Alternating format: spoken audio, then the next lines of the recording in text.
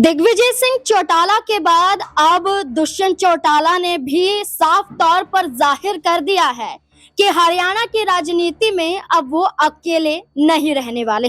लोकसभा चुनाव और विधानसभा चुनाव में बेशक जनता ने उन्हें ना चुना हो, बेशक चुनाव में जीत हासिल ना हुई हो, लेकिन अब वो दल का सहारा लेने की कोशिश कर रहे हैं। एक तरफ इंडियन नेशनल लोक दल के अध्यक्ष अभय चौटाला से उम्मीद जताई गई और जहां अजय चौटाला ने खुलकर कहा कि अगर अभय चौटाला चाहें, अगर वो पहल करें तो हम अपना कदम आगे बढ़ाने के लिए तैयार हैं। लेकिन अभय चौटाला ने इस पूरे मुद्दे को दबाने की कोशिश की और हमला अजय चौटाला दुष्यंत चौटाला पर बोल दिया। लेकिन जहां इंडियन नेशनल लोक दल के दरवाजे बंद हुए तो वहीं दुष्यंत चौटाला के जरिए अब कांग्रेस पार्टी को तलाशा जा रहा है। तो क्या जननायक जनता पार्टी अब कांग्रेस पार्टी से हाथ मिलाने वाली है?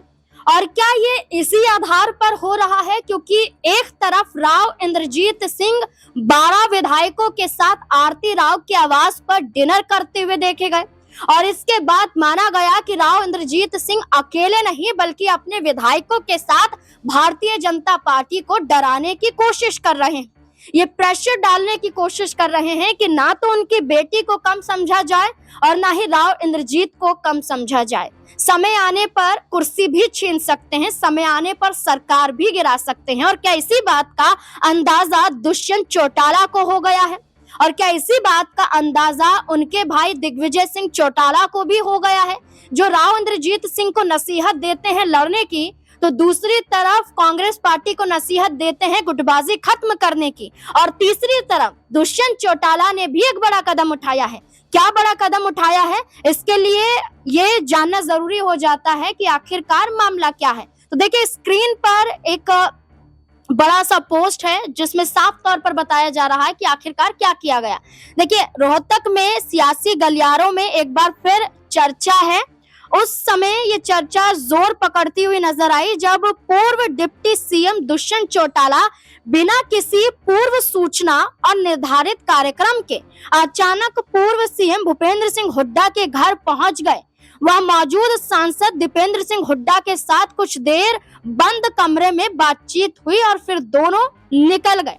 पूर्व डिप्टी सीएम दुष्यंत चौटाला अचानक शाम को शहीद लोकेंद्र सिंधु के घर शोक प्रकट करने पहुंचे थे।